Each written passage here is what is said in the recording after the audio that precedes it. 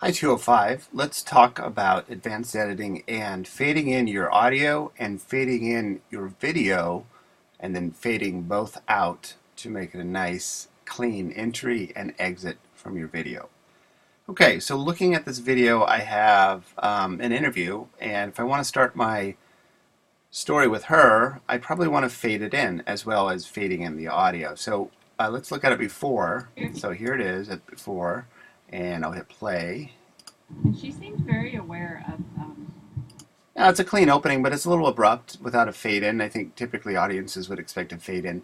So what are we going to do? We're going to go over to video transitions in our effects tab. Now, if effects are not pulled up, again, you can go to window and pull down and get to not tools actually, but effects. Obviously, Windows has a lot of options there. So I'm going to go to my effects tab, and then I'm going to go to effects for video. You'll notice here that there are effects for video and for audio in these boxes, and they are very handy and helpful. So let's go to the video transitions section and twirl it down there on this cube, and then I'm going to go under the dissolve section right here.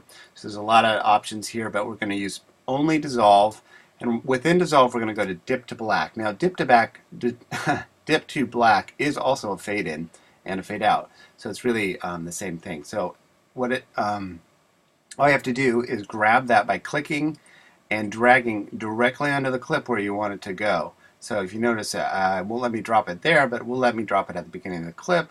So I drag and drop, let go, and immediately you'll see a red bar on top, but that's a good thing because that means your transition has dropped in. The red bar is there because it tells you also that your video needs to be rendered, and that's another piece of the operation of adding that transition to the clip. But most video editors will let you watch the clip without worrying about the render. It might slow it down, but for a transition of this size, which is 1 minute long, won't make a big deal. So let's watch it. So I've got a transition dropped on the visual side of the clip. I'll click play, And she seemed very aware of.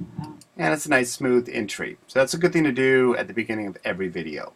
It's also a good thing to do at the end of every video. So we'll go to the end of this section. So this is the end, say this is the end of my video here. I'll do the exact same move. Click, drag, drop, and there's the end of my video right there. So what are you gonna have? Nice clean dropout. So we can do the same thing for audio. However, there is no handy dip to black on the audio transitions tab, unfortunately. Audio transitions deal explicitly only with transitions between two audio sections. So if I was looking at these two sections right here, I could do, I'm sorry, not that. Let's do this, pull that up. Struggling with my controls here. Nope, that's not going to let me do that. I'm not sure. But, well, let's drop a transition. I'll show you what the audio transition between two clips does. In this case, I'm going to use constant power, constant gain, and exponential fade. I think constant power is typically the smoothest, easiest one to use, so I'd suggest that or a similar transition. Again, click and drag, and I'll drop it right between these two clips. And it's not letting me do that. Why not? Start a cut. I'm going to center at the cut. Okay, so what happened there is that I had to actually adjust this clip. So if I step back, and I'll try that again, constant power, to click and drag, I'm going to drag it right over there and say, well, wait a second, it should actually span these two clips because I actually want that transition to transition between two clips. So only dropping in one. So what I can always do is double click on that, and in the box up here, we'll see it'll show what's happening with that clip, and then even more importantly, it will show us an option box here, start at cut, and if I click it down, it can end at the cut, or it can center at the cut. I typically always want an audio transition to center at the cut referring to the split between the two clips. So I'm going to click that, and you'll notice my transition just jumped over, so it's now spanning these two clips. If I want that transition to be longer or shorter, I can easily just hover over it with my mouse, do a single click, and drag it out longer. So if I want to do a transition that long, which I never would, but that gives you an idea of how close or long you can make your transition. This transition is set for 1 second long. If I expand my timeline, you'll be able to see that more clearly. And there we are. So that's about 1 second right there to there. A little bit shorter. I'll just balance this out. And you should listen to it, and you can adjust your transition to make it sound as good as you want it to make. So here we go. Let's listen to this one. The system. So it's just a smoother, nicer transition. So it's good to add between a lot of audio clips, especially, I wouldn't say audio clips between the same person talking, but certainly in a scene shift where we're clearly going from one place to another place and another person in this case. So those are definitely something you can liberally use. So let's talk about how to get in and out of an audio clip as well. We can't drop in that dip to black, unfortunately, and these transitions for audio don't work as well because they don't start at 0. They start somewhere in the middle. So what I want to do instead is use the pen tool on my toolbar over here.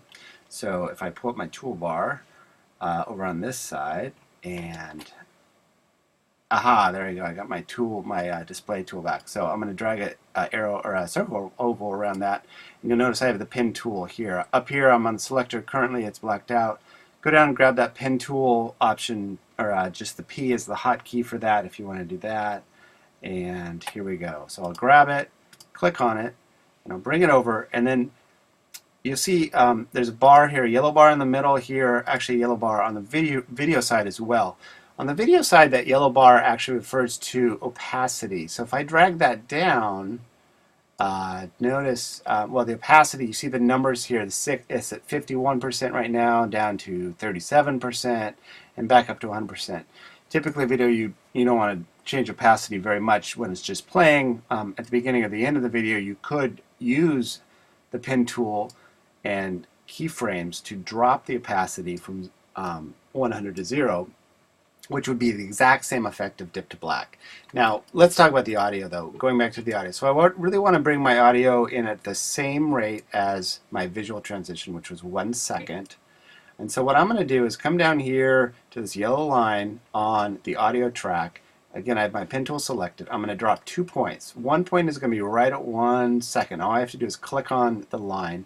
And the other point is going to be at 0. So I click on the line. So I have two keyframes right here. And what I'm going to do is click and drag, and drop this one down to 0. And leave that one right where it is, which is right in the middle. So let's listen to the effect of what I've done by creating an effect using keyframes. So I'll play from 0. She seems very aware of. So what that's doing is bringing the sound up from 0 to 100% or so, or whatever decibel level I wanted it to go up to. So let's try it one more time. It's at 0. It's at 1 second where I want that sound to come in completely, and there's the transition from the beginning. She seems very aware of. So that's a nice combination of a smooth entry for the visual side and the audio side. Now on the same point, we want to do that on the out. At the end of the video, at the very end of the video, the last frame should almost always include a transition out of the video and audio side. So I'll repeat that same move by going over to my pen tool over here, grabbing a keyframe right here on that line, right there, and another keyframe right at the last moment of the clip, dragging that clip down just by clicking and dragging, and I've created that effect to get out of the visual clip and the audio clip, and let's watch it. Here we go. So the last clip is... There you go. So that's getting in, getting out of visual and audio clips, something worth doing for all video stories. Thanks, talk to you soon.